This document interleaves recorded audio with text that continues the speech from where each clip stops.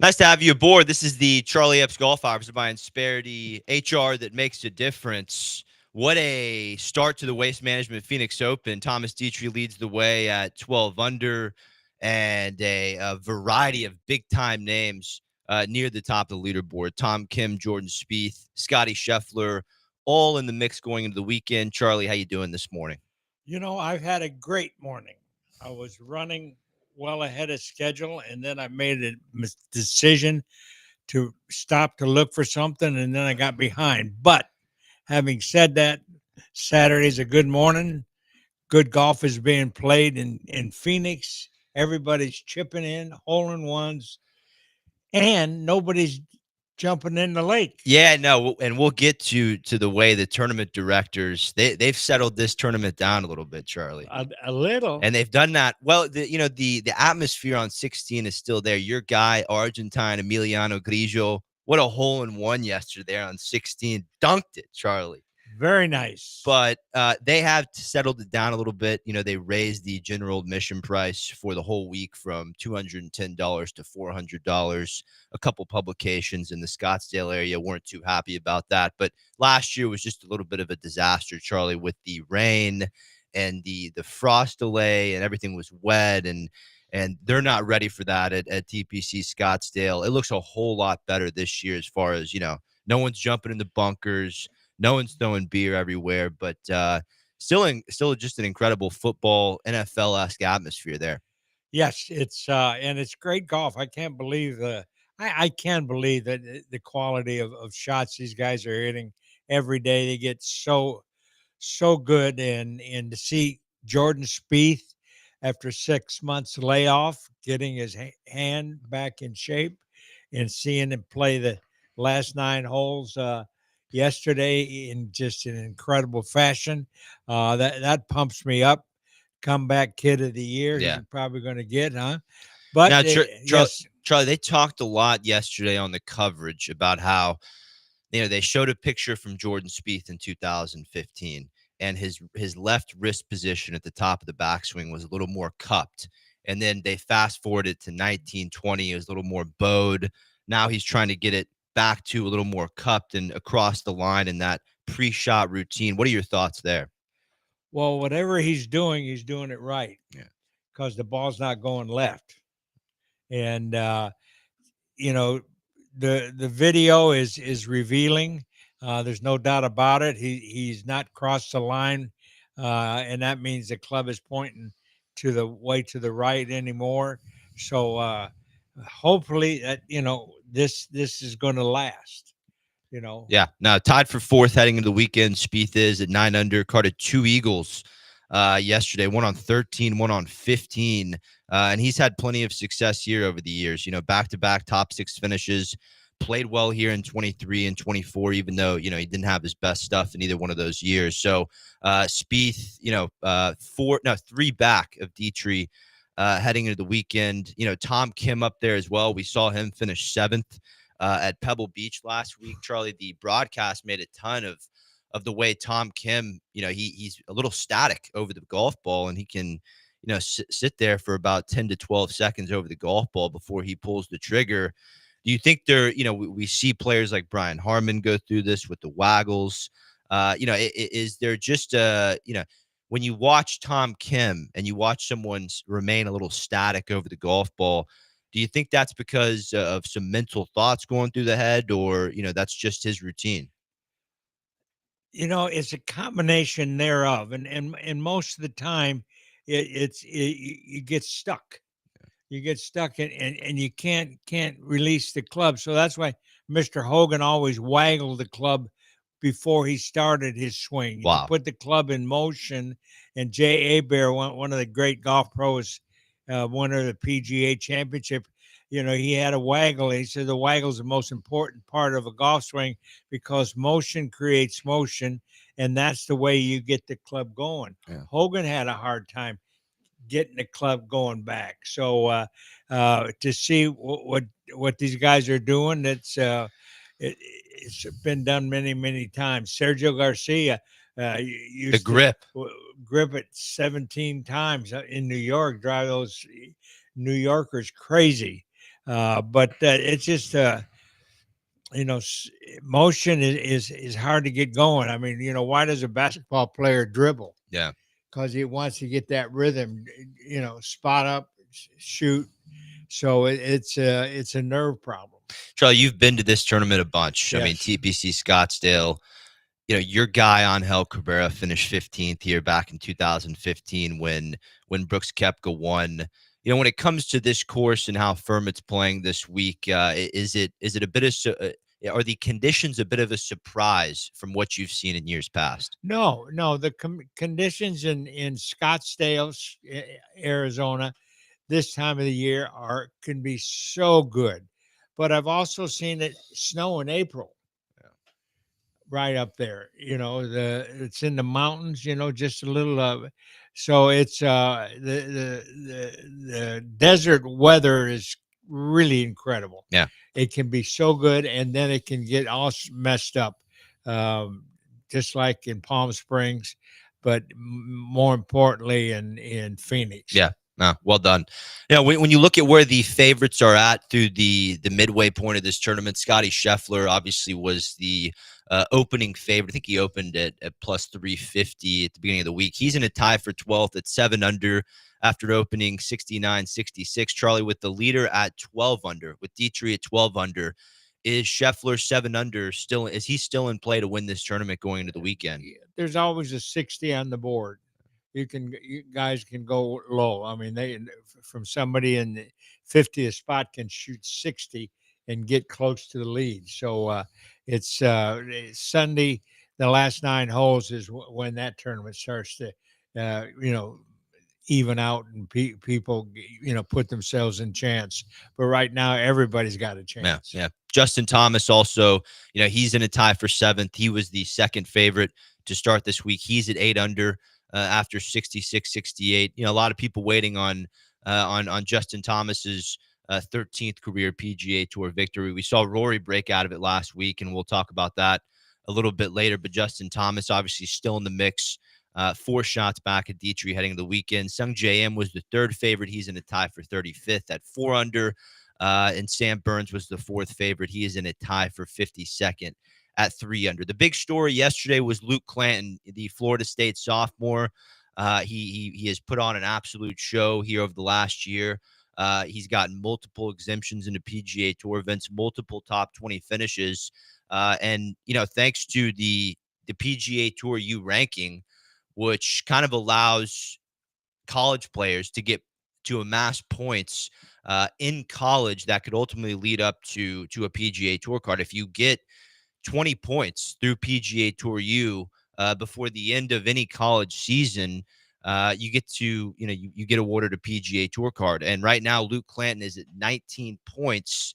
Had he made the cut, had he shot in 2 under over the last 2 days, and he would have punched his PGA Tour card. He had a putt on 18 to make the cut, to get it to 2 under, ultimately missed. Here was Clanton's reaction.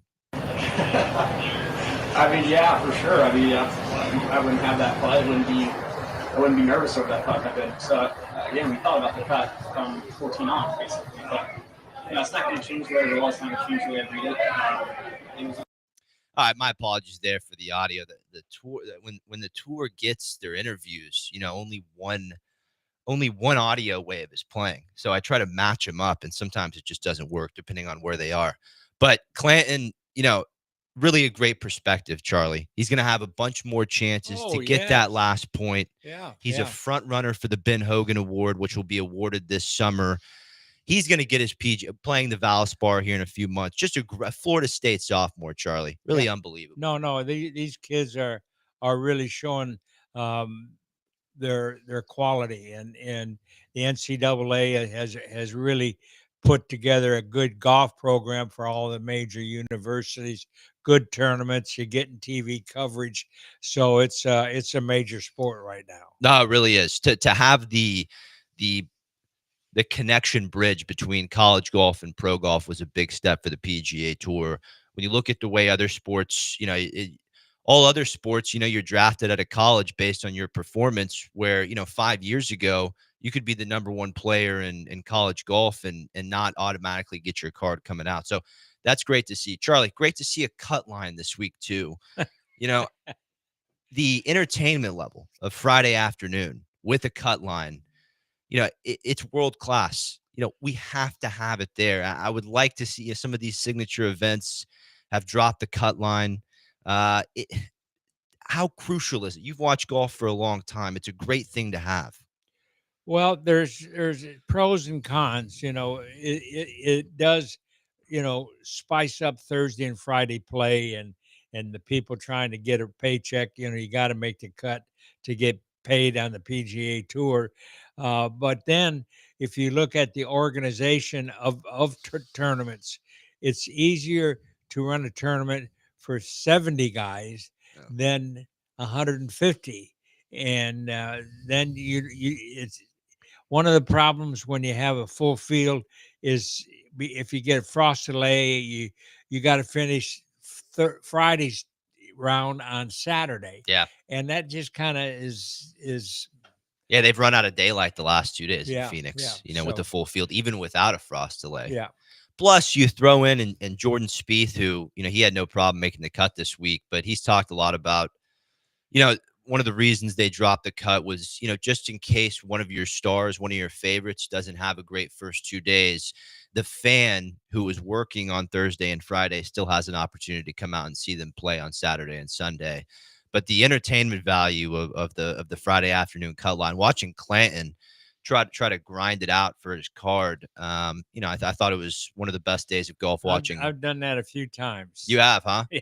Did you ever play Phoenix? No. No. Did you ever go to try Monday? No, I didn't. Oh. It was such a big tournament, and I taught a lot out there with Jim Flick in the desert in Phoenix, and it's a good golf tournament. But I like the majors. Yeah. I just qualified for the majors. Yeah, you just a couple U.S. Yeah. Open and PGAs, right? Yeah. Just a couple practice rounds Yeah, with but Jack then Nicklaus. I always wanted to play in the Bing Crosby tournament in Pebble Beach. The tournament was last week that Roy won, and what fashion did he win? I mean, that was just incredible display of power golf. Yeah. And his putter was as smooth as it's ever been. Yeah. And that was really a great show of his talents. No. And we're going to talk about that on the other side. We got to take a quick break, but no, loads of good stuff ahead. Rory, his 27th PGA Tour win at Pebble. We'll talk about that and more to come as far as the WM Phoenix Open and how everything's going to play out this weekend. This is the Charlie Epps Golf Hour presented by Insperity, HR that makes a difference. Back after this.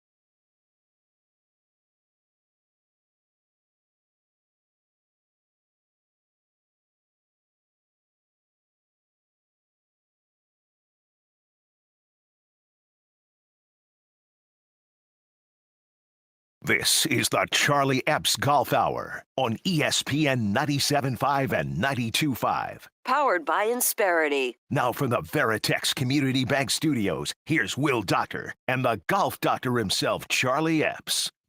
Nice to have you aboard. Thomas Dietrich leads the way at the Phoenix Open, 66-64. He's at 12 under, 2 shots clear of Alex Smalley and Michael Kim. We haven't seen Michael Kim win since the 2018 John Deere Classic. Good to see him back in the mix. And you got a couple superstars in a tie for 4th at 9 under, and Tom Kim and Jordan Spieth. One more thing before we get to Rory. Charlie, this was actually, we talked about, you qualifying for majors and PGA Tour events. This past Monday was the last Monday qualifier ever for the Phoenix Open. The PGA Tour is doing away with a lot of the Monday qualifiers, and you have one of them in Will Chandler, who's in a tie for 12th, at 7 under. It's, another thing we talked about, cut line last segment, Monday cues. Also a very fun aspect of the PGA Tour to have your average Joe be able to walk on the first tee of Monday and potentially get into a PGA Tour event. But now they've created the Corn Ferry Tour. Yeah, Corn Ferry Tour, America's Tour. Plenty of opportunities. The Latin American Tour, and the tour. Like I said, the guys running the tournaments. Augusta has always played with a very small field. Yeah, and it for the economics of the event, it really helps the organizers, and so I understand it. But you go to the minor leagues, and then you'll get back to the PGA majors. Tour. Yeah. So we'll see how Will Chandler plays out this week, and also talked about play not being able to finish. He didn't finish his second round, so he's 4 under through 16 in his second round. He'll have to come out in the morning here shortly and finish up his round. Rory McIlroy, Charlie, you mentioned it. He won his 27th PGA Tour win. One thing I wanted to ask you was Rory, really did not hit as many drivers off the tee in that final round as he normally would. He only averaged 286 off the tee in the final round, dialed it back on a few holes, particularly 18 on the final day. He took iron off that tee, and he said that a younger Rory would have never taken that kind of approach. And how can that kind of approach be of any kind of value to those watching at home? Well, your chances you're hitting a 2-iron off the tee with water on the left all the way down. I mean, that's penalty, and your mind goes right to the water. So you go with a sensible club that 99.9 times you're going to put it in the fairway and play it as a 3-shot hole, and it's a smart golf. Yeah. Oh. It's amazing how he's been able to be one of the big time talkers as far as the future of the game. Charlie, we heard that Jay Monahan and Adam Scott went and paid a visit to the president this week, try to get this deal with the PGA Tour and the PIF resolved. But great to see Rory back, and our guess is as good as far as him winning a major. Trevor Immelman, a lot of the broadcasts, they predicted that this will be Rory gets his first major, his 5th major. We haven't seen him win a major in 11 years. Do you see that happening this year? It can. Yeah. I don't. He's got a chance. I mean, there's no doubt about it. His quality of golf is really magnificent. His putter was really very, very under control. So going into the Masters, is he going to be one of the favorites? Yes, sir. Yeah. He's absolutely. got to be. Absolutely. Charlie, we heard this week that Tiger Woods is coming back. He's going to play his event next week at the Genesis Invitational. It got moved from Riviera to Torrey Pines South due to the fires. Great to have, Tiger back. We've seen him at TGL a few times, but this will be the first time we've seen him since, he had an additional back operation a couple months ago. Well, too, and the sadness of his mother passing. Yeah, that was last week. That's always a shock to your system. And she was quietly very active in his life. Yeah. And they were very close. So he seems to be handling it. It was good to see him at when they played indoors, how he was yelling at his mom, and really celebrating her. So having said that, it's life goes on, and we all must, you know, mourn the loss of our loved ones, but then at the same time, you got to celebrate. Um, she wants him to play, Yeah. and I think it's magnificent that he's come back. Yeah. You know, You remember when he lost Earl, his father. I mean, as yes, far as yes, what Earl meant to his game and maybe what other dads like Mike Thomas and, drawing inspiration from Earl, watching Earl and Tiger, you saw it firsthand. I mean, what was yeah. so special about that relationship? From day one, his dad was the motivating factor about Tiger becoming a golfer.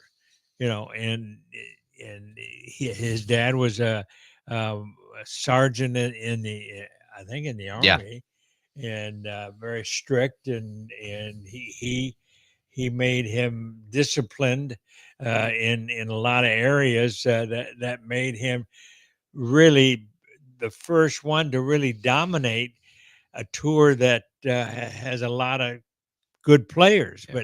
But Tiger, I mean, how many? He's won 82 tournaments, and he's 82. 49 years old, Yeah. and became a billionaire. Yeah. His dad said that he would always do something larger than golf. He did, wouldn't he? he did, and he's He in the has to some process of. extent. Yeah. He's got a beautiful foundation across the United States, and also in the homeland of his mother's Thailand, and he shares his wealth many different ways. So my hats off to the guy. I mean, he's overcome a lot. If he could have played in the NFL No, I mean, and been in better shape. no. And never made a B in his life. I mean, not one. Stanford, high school, middle school, never made a B in his life. Charlie, I obviously, didn't either. I didn't make a C either. you almost became a Stanford Cardinal. Oh yeah, I was. Well, you didn't show up to a final the previous year, right? Well, yeah. Yeah. Long story Long story. for another day. It's history. So, how much as Tiger being the tournament host of the Genesis Invitational to move the tournament from Riviera to Torrey Pines South, Tiger's had a bunch of success there. Won the 8 victories. Yeah, The U.S. Open. 2008 U.S. Open versus Rocco Mediate. When it came to picking, maybe Sherwood or any of these other clubs, courses on the West Coast, why Torrey? Well, it's set up for a tournament, Yeah. and it's manicured, and Torrey is a public golf course, and they can do with what they want. Yeah. And it was ready for an event. Yeah. And Tiger is a heck of a draw, and so the city of San Diego, Torrey Pines, they're going to make a lot of money. Yeah. They already hosted the Farmers, a couple weeks ago, so they were ready for that. You talked about, we talked at the beginning of the show, the Phoenix Open, cooling down just a bit as far as fan experience, and last year you saw fans jumping in the water and jumping in the bunkers, and obviously still a huge scene there on 16. You saw Emiliano Grillo make a hole-in-one yesterday, and everyone's still allowed to throw their recyclable, cups on the green and throw the beer everywhere. It's still a good time, but the Thunderbird directors really did a lot to contain this to some extent. Yes. But back over the years, I mean, all the years that you went with Angel and whatnot, was it always that kind of atmosphere? Or did that start up here in the last 6-7 years? Well, I remember the Phoenix Open in the early '80s, and it was just a quiet golf tournament, and it was at the Phoenix Country Club. And then when they moved it out to where it is now, the somebody said, "Hey, let's go have a beer at a golf tournament," and it's just morphed into an incredible, 400,000 people. Yeah. So, but it got out of hand. And you got other tournaments trying to build the stadiums on certain holes. Yeah, and they can't. That's a replica. That's one and the only. Well, they got 18,000 people around the par 3. Yeah. I think it's $24,000 for a week-long pass, one seat at the 16 stadium. How about that? Well, that's great for charity. Yeah. I mean, that's And it's something that had to happen. You look at 16 last year, Charlie. I mean, Yeah. the stadium almost came down. Yeah. There was so many people trying to get in there. Yep. Yep. Yep. So I know. I think it's going to be a great weekend. Weather looks great there in Phoenix. You have a heck of a leaderboard right now. 2, 3 somewhat unknowns there at the top of the leaderboard. Thomas Dietrich, he's been in contention, where did he go to school? University of Illinois. Who's the best golf coach? Ever? Oh, you're gonna get me on this One one. of the top 3 golf coaches at University of Illinois. Todd Dietrich, Thomas Peters. Yeah. Who is it? I can't.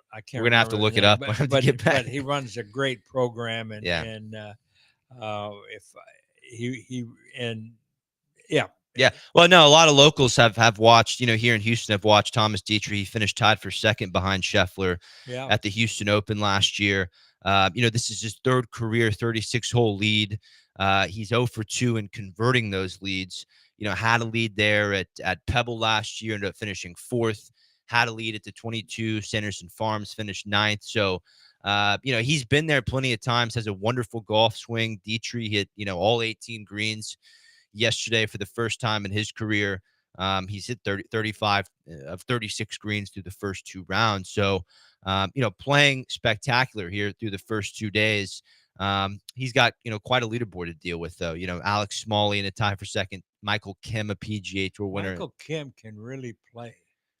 He has really impressed me. He is. He steps up there and he can drive his ball just as good as anybody. And really not a massive frame either. No, he's a lot of kid in him, so he's got a good future. Yeah. Went to Cal Berkeley, won a national title there with Max Homa and what's wrong with Max Homa? Brandon Hagee. And I think it's just a natural little slump, Charlie. I tend to, if I really had to put a reason on it, he switched equipment from Titleist to Cobra over this past year. I mean, I don't think that's a pretty valid or statistical backed reason why he's struggling. But, he's just in one of those slumps, kind of like Jordan was last year, Charlie. Yeah. But as we found out, Jordan was hurt. And we'll hear more from Spieth in the next segment. We got to take a quick break. This is the Charlie Epps Golf Hour presented by Insperity. Back after this.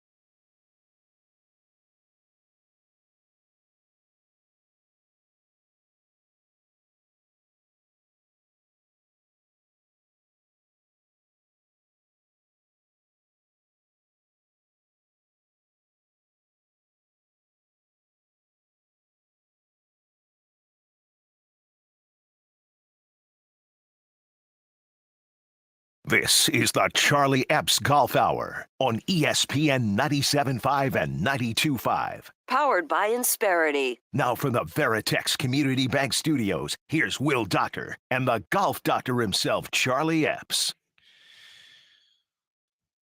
I've really been into one of Insperity's new signees. And once again, Insperity, an HR company that makes a difference for all business owners. This is the HR company that you need to hire. But they signed former Baylor superstar Johnny Kiefer to the list of brand ambassadors to start this season. And, you know, they unbelievable talent Johnny Kiefer is. You know, he's playing down, you know, in Colombia right now at the Corn Ferry Tour event. He opened 75. Really looked like his week was over after the first round. He comes back out the second round, shoots a 9 under 61, Charlie, to make the cut, vault to a tie for 20th. You know, really just no give in Johnny Kiefer. Great player. Looking forward to watching him. But Charlie, tell us more about why, you know, all business owners listening to the show need to go ahead and give Insperity a call. Well, you know, we all need, we don't play golf with one club. You know, we have to have 14 clubs, and each club it has a special reason, you know, for distance and so on and so forth. The Bunker Club, and well, Insperity has a company of 24,000 employees. I think I got that right. That's a big golf bag. Big golf bag, and they all have their purpose in how they can support small businesses. And small business, as we know, runs the United States of America. Our economy is so diverse. But other than, you know, you have your products to sell, but you have to take care of your people with good hospitalization, with a future, and you got to have stable judgment. Yeah. And that's what Insperity will help with small businesses. They will lend a hand and really make that business grow. I can't say enough about the professionalism that when you walk into the home office here in Houston, it just reeks of help. Yeah. You know, so I know my years since 1986 of seeing this company grow. If you want help, there's no better place to call and log on to Insperity.com and let them come in and give you their opinion on what they can do for you to improve your business And HR performance and payroll. So many different things that Insperity does for a company. And once again, Insperity.com. I like their mantra. You know, we want small business to succeed so communities can prosper. Yeah. And they've done a great job with that. And everyone can go out and enjoy, you know, the fruits of their labor at the Insperity Invitational May 2nd through the 4th, Charlie. That's right. You know, the greats of golf. Is Jack and Gary and Lee, whole crew's going to be there again this year? They have been for the last 20 years. Yeah. So it's going to be a good field. Big John Daly parking his RV next to the media trailer. Big John. Doesn't get that much better than that, huh? Big Bad John. Yeah. Yeah, it's just too good. It's just too good. I mean, every morning his wife actually comes into the media center and has breakfast. Yes. Talks to all the media. Just great people, Charlie. You've sat in that RV a couple of times, haven't you? A few times. All right, we're gonna get to your questions here in a second, Charlie. I got to get your take on this. This was a big headline this week. You know, PGA Tour Commissioner Jay Monahan and Adam Scott visited the president this week at the White House. They're saying that, you know, President Trump can bring this golf's divide, the PGA Tour and Live, to a resolution. They said the reason Tiger was not there is because he had just lost his mother. So Adam Scott took his place in the meeting. You know, Monahan, you know, this was the second time he's met with Trump. He met with Trump in mid-November. They played some golf together at Trump International. And then the next day, Trump sat next to PIF chairman Yasser Al-Rumayyan at the UFC heavyweight championship in New York. So this has been going on for 3 years. You and I really haven't talked about this for 3 months because it's such a waste of time. But after seeing some of this news, do you see this getting any closer, Charlie? Well, I know that President Trump, his goals for our country are incredible, and he has a vision of business that most people don't. And so he's going to lend a helping Yeah.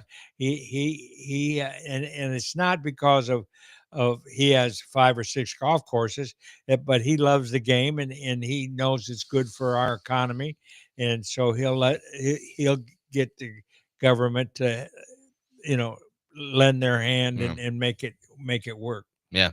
Live Golf is playing, right now. They're playing in their opener in Saudi Arabia right now under the lights. They're playing overnight there so that the audience here can tune in. We'll see how that goes. I look at the world of tennis, and the Saudis, the PIF, they've already invested in American tennis, and all that went through with no problems. I'm not too educated on how the Department of Justice kind of gets in the way of this PGA Tour PIF deal. But in the world of tennis, the PIF creates all these different entities, in the United States. They put their money into these entities, and then those entities like Mubadala go and sponsor tennis. So I'm not sure how, Jared Kushner, Trump's son-in-law, he's got Affinity Partners, which is a Saudi-backed American LLC. I don't know how the PIF can't just go put their money in Affinity and then Affinity go and sponsor the PGA Tour. What I think's happening, Charlie, is I think Live Golf wants a piece of this spring schedule. They want Live to be in the mix, and I think Yasser, he wants a membership at Augusta. I think this goes beyond just the partnerships. I think there's some ego kind of in the mix here. There's we do certain things in the United States a certain way, and we have an order, and we don't rush things, and you got to do it the right Yeah. way. So you can't push yourself into certain situations. I mean, it's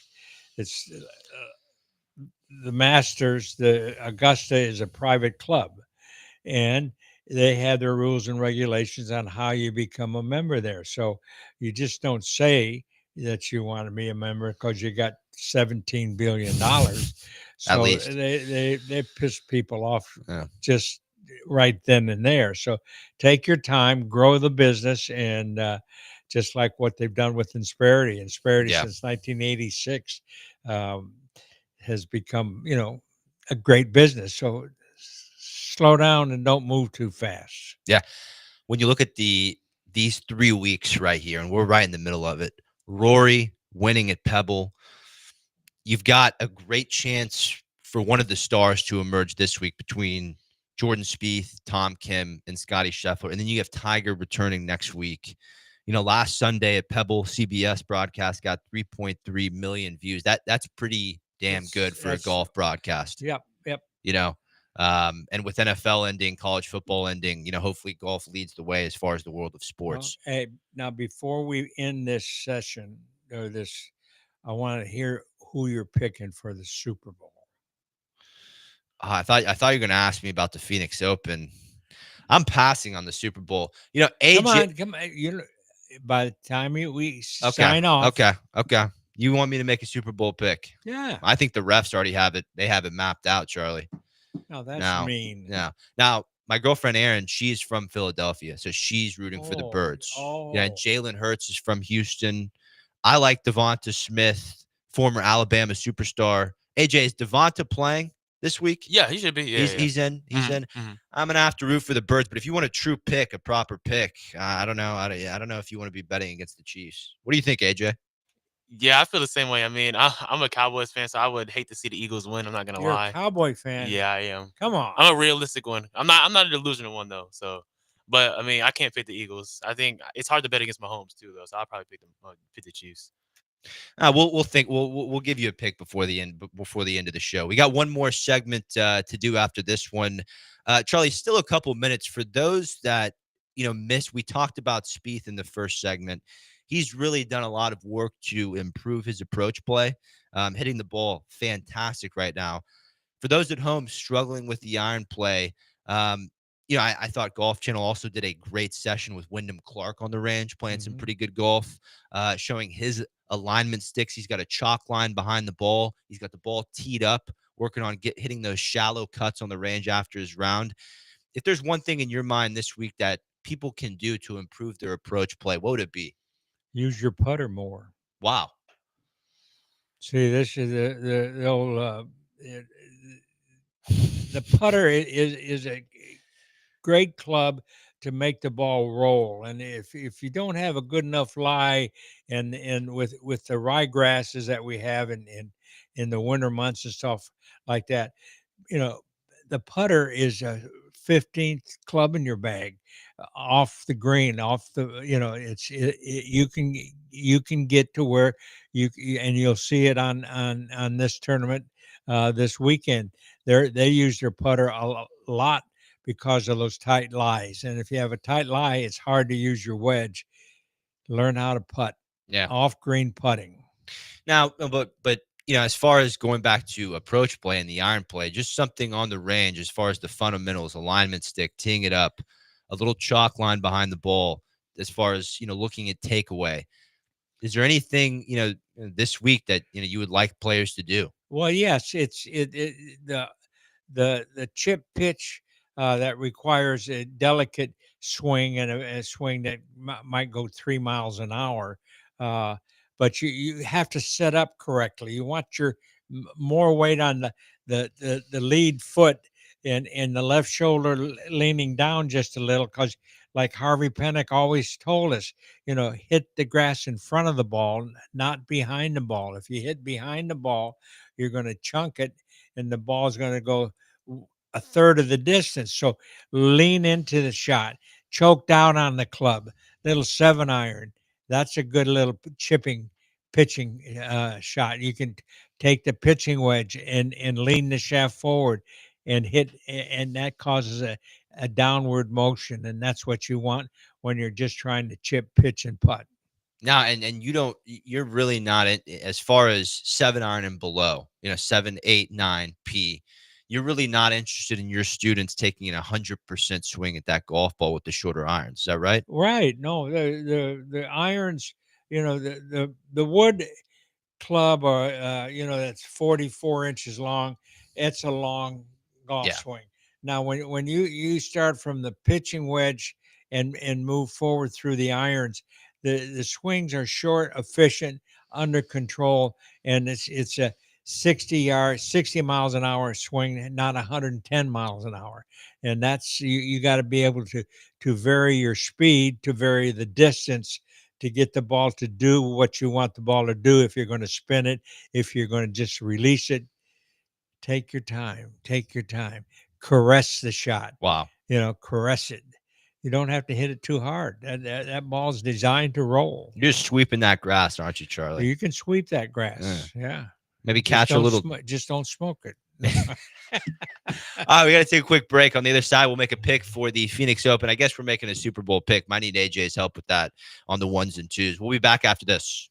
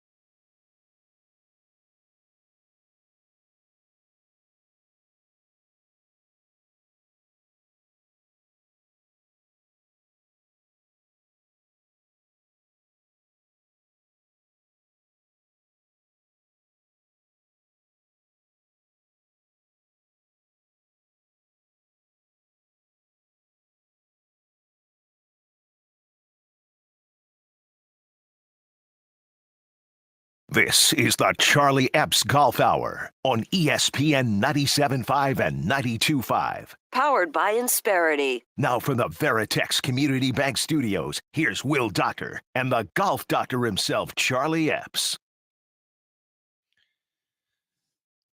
You know, Charlie, before the week started, I do a pick show every Tuesday, and I had Tom Kim at 70-1 last week. No. And that was in the mix. He ended up finishing 7th. But I mean, the broadcast, CBS, and I love CBS. Me and Charlie both obsessed with Jim Nantz. Jim hosted this show 30 years ago. And Frank Nobilo and Dottie Pepper, Colton Yost, Trevor Woolman, they all do a great job. I mean, it's the best broadcast on the planet. But Frank and Ian Baker, they were destroying Tom Kim last week for the pace of play. And we talked about his pre-shot routine. I mean, he's standing over the golf ball for, 15, 20 seconds before he pulled the trigger. And so I was thinking about taking Tom Kim again this week. But I was kind of going, God, how do you stand over the ball for 15 seconds in front of this crowd in Scottsdale? But we heard, and we had some audio from it from last night.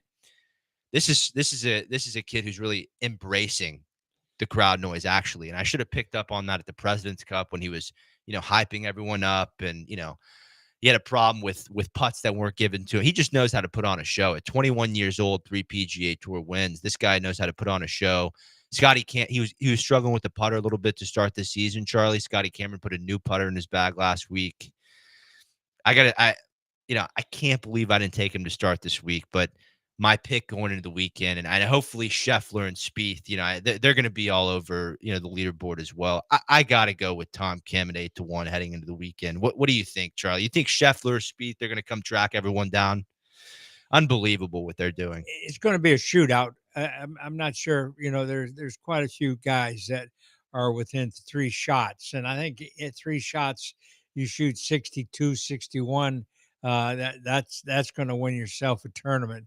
But Tom Kim, when he came on tour and he won a couple tournaments at the age of 21. Yeah, I mean, he's shown that he's an exceptional ball striker and a good thinker, Yeah. and he plays to the crowd, and he did a good job playing in the President's Cup against United. He's got a little hot dog in him. Oh, But that's okay. he's ready to go piss some people off, Charlie. Out there. I think that's it. And we need, the tour needs a little bit of that, Charlie. I mean, sure. The youth has got, you got to keep feeding it. Yeah. And, we can see we've missed Justin Thomas and Spieth. Yeah. Their youth and just their presence. So it's a game that the 50-year-old can play against the 21-year-old, and I like Tom Kim. Yeah, and he's Korean. Yeah, and but lives in Dallas. Yeah, had Christmas dinner with Spieth a couple years ago. Good friends with Scheffler. He played with Scotty the last 2 days and played very well. Once again, you've got a lot of star names, coming up this leaderboard. Thomas Dietrich is a very commendable player leading the way at 12 under. And then you've got, once again, my winning pick for this weekend's got to be Tom Kim at 8-1, but you've got Jordan Spieth also in a tie for 4th at 9 under. Daniel Berger back in the mix. He's in a tie for 7th at 8 under. Justin Thomas in a tie for 7th at 8 under, and Scheffler's right there. I mean, only 5 back at 7 under and a tie for 12th. But once again, Tom Kim, my pick at 8-1 heading into the weekend. Charlie, what do you got going this weekend? I know you've got a college team from the Northeast coming down. From Oklahoma, okay, from Lawton, Oklahoma, where I was in the Army, and I had befriended the commanding general of the post, became the president of Lawton Cameron University. And so I helped support the team a little. A good friend of mine has been the coach there for many, many years. And so they're coming down to Houston to play in the tournament at Golf Club of Houston. And we're going to, host them a little. So it's a good program, and kids from all over the country, they recruit very well. You see that a lot, as far as this time of the year when teams, and I mean, I know, Oklahoma, but they're obviously getting, hammered with cold weather, but you have teams from the Northeast come down and play in Arizona and play in Florida, and pros open up their facilities for these teams. Yeah, It's like it's I really a used great to, thing. when I was at Houston Country Club, and I had the allegiance to the University of Toledo golf program and their coach. They'd come down, would play Houston Country Club, or I'd get them on Champions, and yeah, all the northern schools come south for spring break, Yeah. and then they also come and play in the tournaments that, like University of Houston hosts a great tournament, a golf Yeah. club of The Houston. Bayou Classic. Is that what this called? Yeah. Yeah.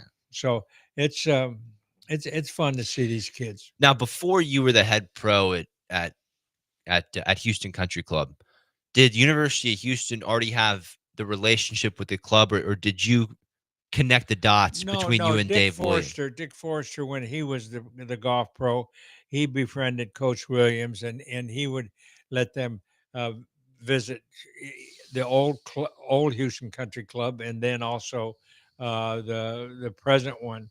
And yeah, we support the college Yeah. programs. The Rice program I supported.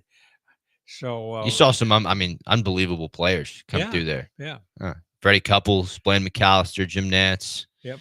Ed Unbelievable. Fiore, Yeah. Legend. Took down Tiger. the grip. Is that what they'd call him? Yeah. Steve Elkington, the logo. Ed Fiore, the grip. Yes. Yeah. How's your guy Angel doing over there in Morocco? Well, he had a good second round, but today he finished the third round and he's back to even par. But he's got a ways to go to get used to the nerves of competing Yeah. for a championship.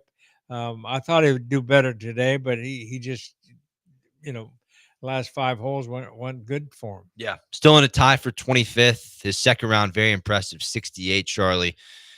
What's it like getting ready for the Masters? I mean, I know it's February. April is, kind of, it's around the corner, 2 months away. Yeah. When does he start getting kind of, Well, right now, when does the I mean, preparation start? He trying to play as much as he can. He doesn't have an exemption on the Champions Tour. He has to rely on invites. So he'll play wherever he can. Yeah. And I'm sure he'll be back in the Florida swing, California, and then leading up to Augusta. Augusta. How excited is he to get back there? Oh, he dreamt about it Yeah. for 2.5 years when he was incarcerated, and he replayed his victory over and over and over. So it's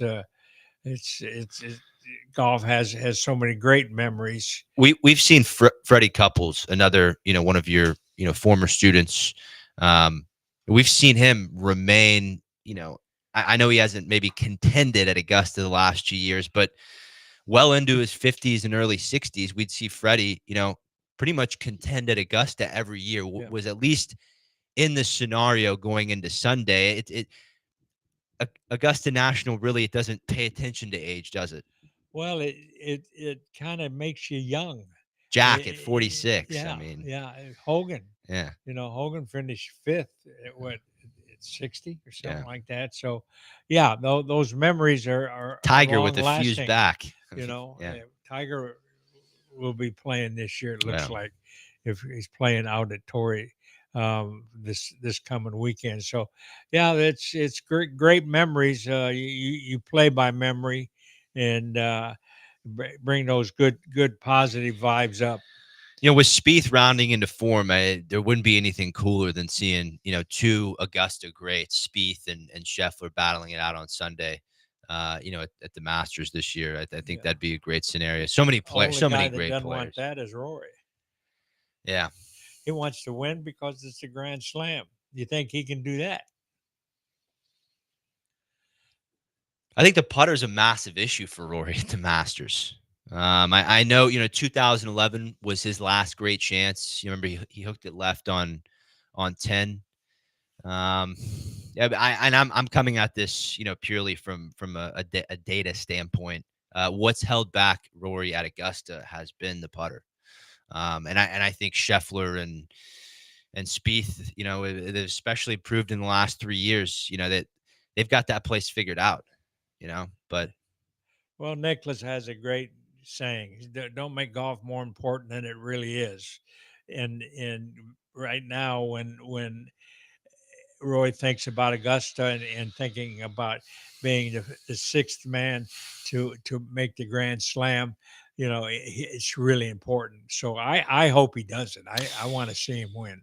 we got two players right now, who could potentially finish off the Grand Slam this year. Rory at Augusta, and then Spieth just needs a PGA, just a PGA championship to complete the career Grand Slam. How about Mickelson? Oh, yeah, U.S. Open. Oakmont. Mickelson at Oakmont. He says that course is dangerous. It hurts you. Remember when he came out with Yeah, said that? yeah. It wasn't dangerous for Angel. No. Won it there. 07. Victory. Charlie, great job today. AJ, thank you You. behind the ones and twos. We'll see you next Saturday, midway through the Genesis at Torrey Pine South, where Tiger's going to be making a return. We'll talk then here on the Charlie Epps Golf Hour, presented by Insperity.